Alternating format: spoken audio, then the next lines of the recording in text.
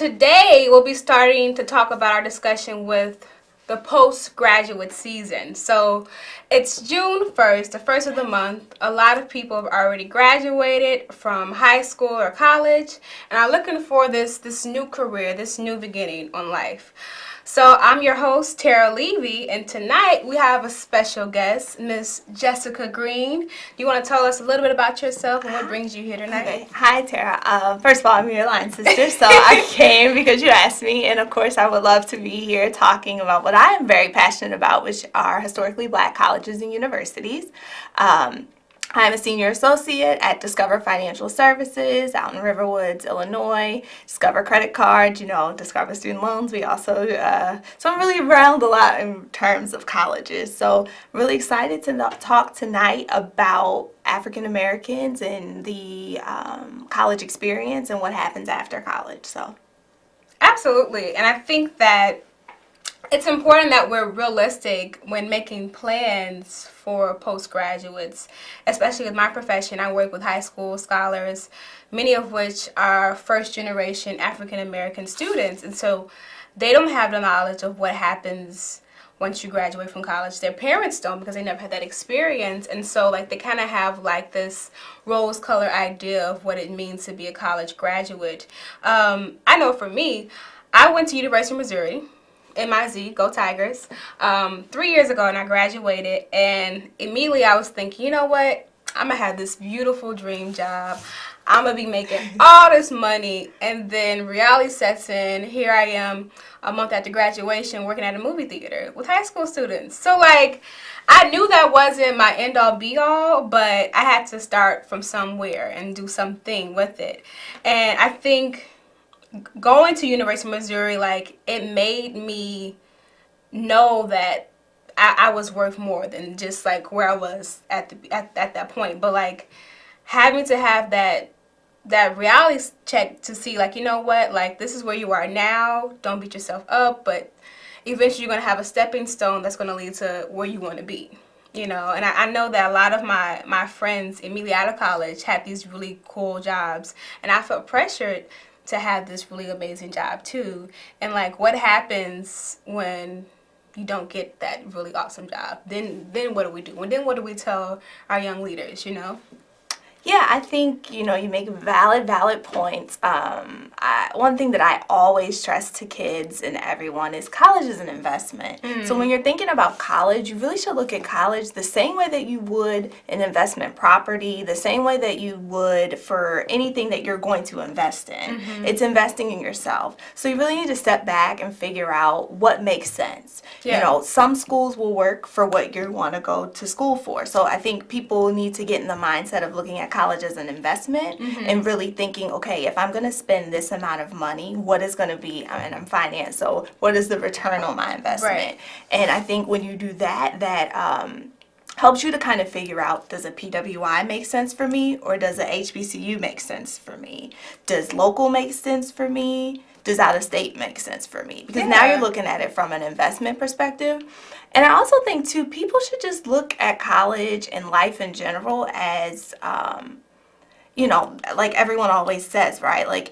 Everyone's journey is different. Some of your friends right out of college are going to get that dream job, and then some people aren't. And that's okay, because at that point in time, that's not for you. But I think you have to be open and willing to allow different opportunities to come your way. Mm-hmm. And, we've talked about internships, and I'm a big proponent and supporter of internships. Mm-hmm. I think I've gotten the roles that I've gotten in my career because I started doing internships since freshman year. So I think if we stress to kids, hey, college is an investment, and that also you need to really do these internships and do them early, that's going to really help you in the long run. Absolutely. And let's unpack that. So you mentioned PWI, so predominantly white institution, University of Missouri, and HBCU, a historically Black college, University Howard.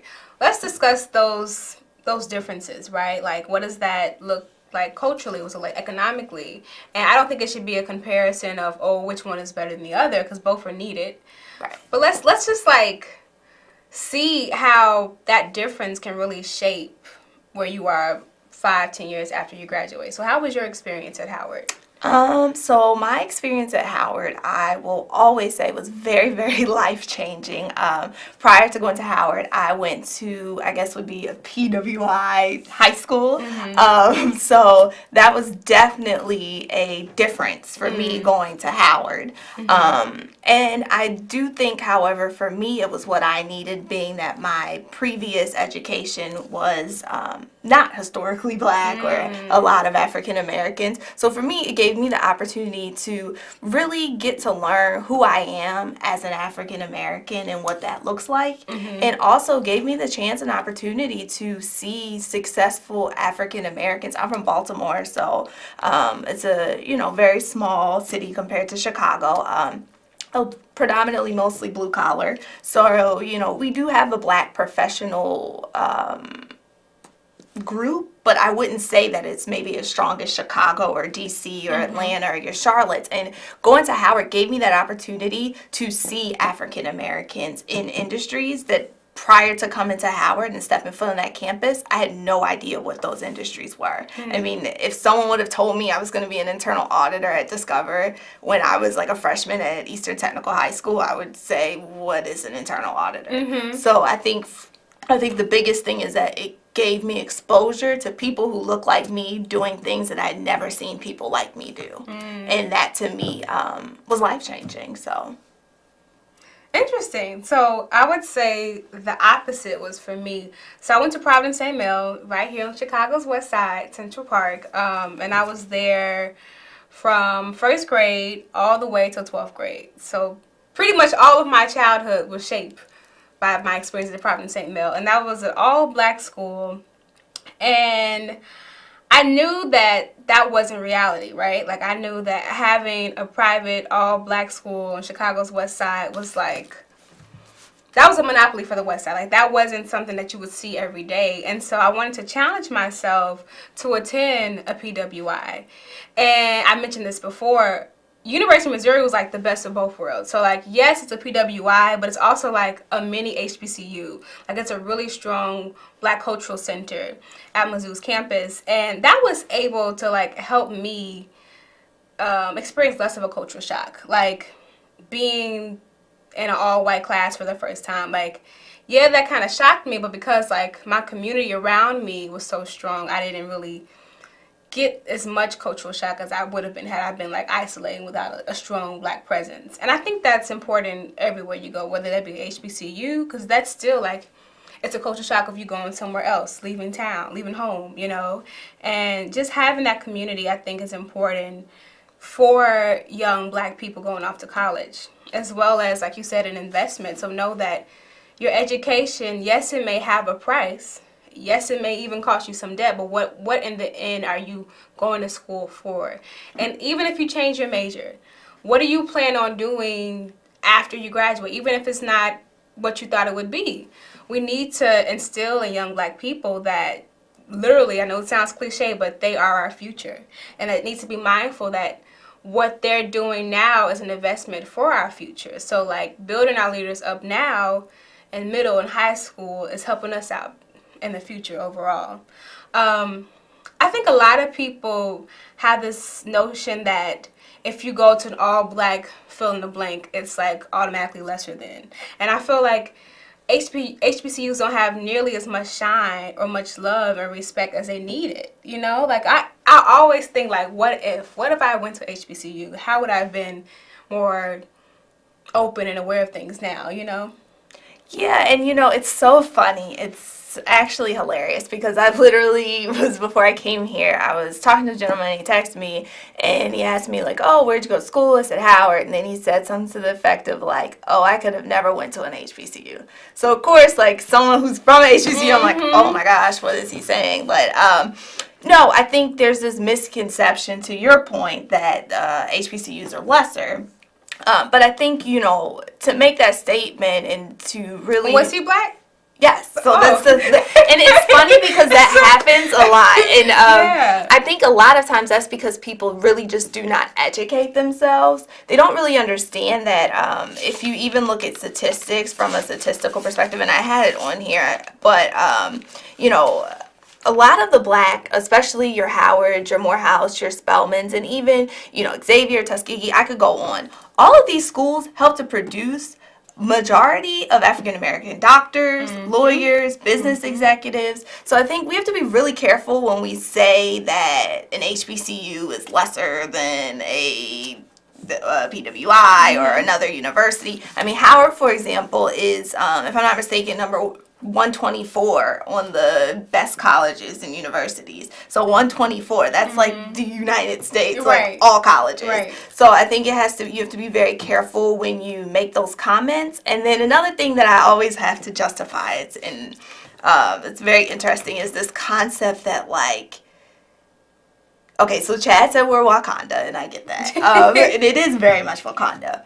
But I think people have this misconceived notion that, like, you go to Howard and, like, it's, like, all Black people all day. And, like, we never, like, or when we leave, we're just not ready. And it's so funny because I find that compared to my colleagues who have went to PWIs or other universities, I actually a lot of times do better in terms of my relation with colleagues because it was ingrained to me that a lot of the discrimination, a lot of the things that I'm seeing or feeling at work, I already knew they were going to happen. And so I think you have to be really careful when you say that, going to a PWI or going to Premier P because I'm in the classroom with other races. You may be in the classroom, but not every school is going to teach you what to do in the classroom. And I think that's where Howard kind of and other HBCUs kind of bridge that gap. They teach you, you're going to be the only one at the table, but this is what you're going to do at the table. So I think that's just, again, my experience. I know other people have had other experiences, but just speaking from what I have seen and witnessed, graduating from a HBCU, that is definitely one of the biggest things that I took away from it personally. Very nice. And you all are all here watching. You're welcome to chime in. Oh, and we have a caller. Hello, caller. Hey, how are you doing today? I'm good. How are you? I'm doing well. You guys are doing an amazing job. I was just calling and wondering what would be better financially if I was looking toward a PWI or a HBCU. Okay. So I can talk about my experience, and then you can talk about your experience. So I went on a HBCU tour when I was a junior in high school. So we went to visit Howard, Hampton, Morgan State, Norfolk, Virginia, Norfolk University. It was a lot of HBCUs. We visited probably a total of about 7.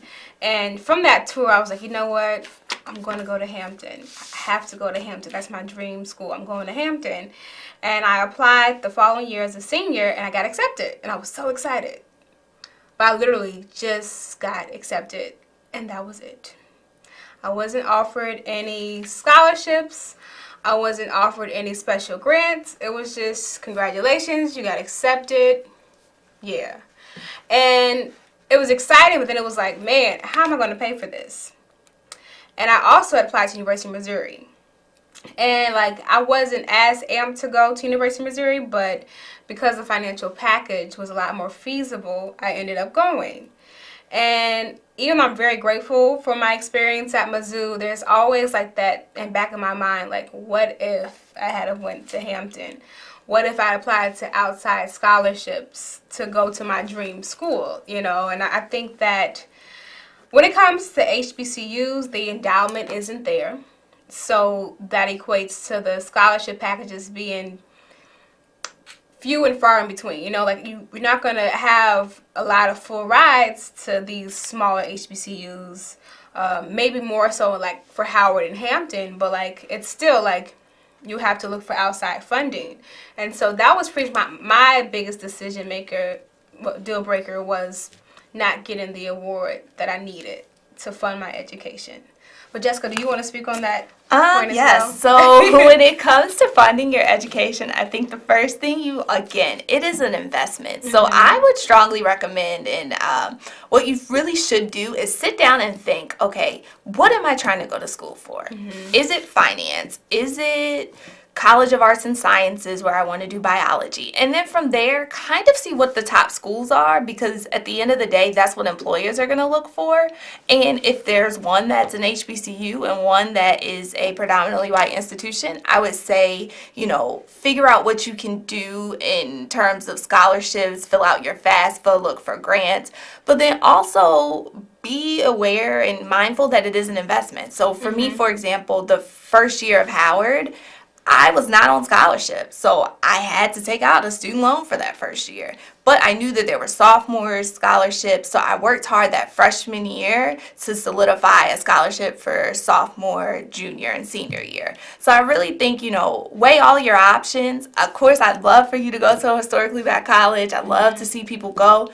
But if it's not in the cards for you, it's not in the cards for you, and that's okay. And I think that's what the basis of this conversation is tonight, that you don't have to necessarily go to HBCU, but if you can, that's great, that's awesome.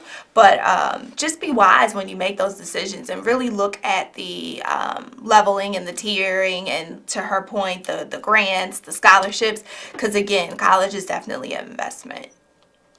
Absolutely. And so we've been out of college a couple of years, but still recently to have fresh memories. What would be a takeaway or something you would give to someone who's going off to college for the first time, or share something that you wish you had known then that you know now? Probably.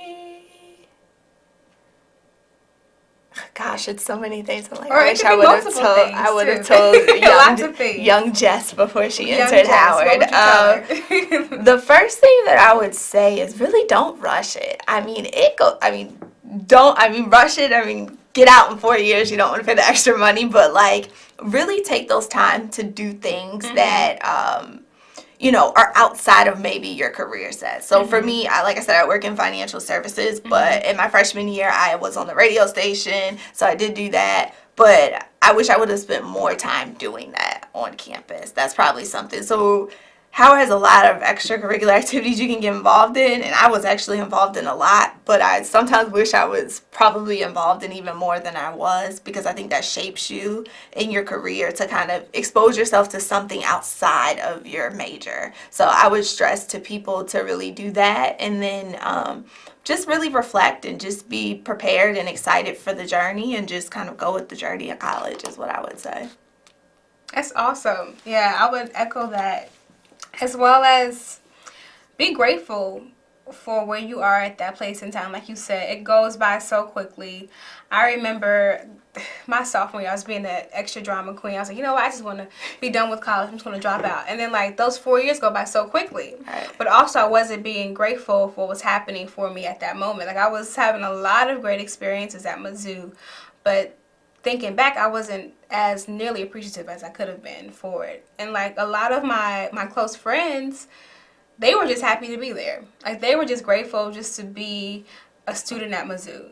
And they thrived because they knew this isn't a given. They didn't take it for granted, and they were able to make the most of their 4 years there.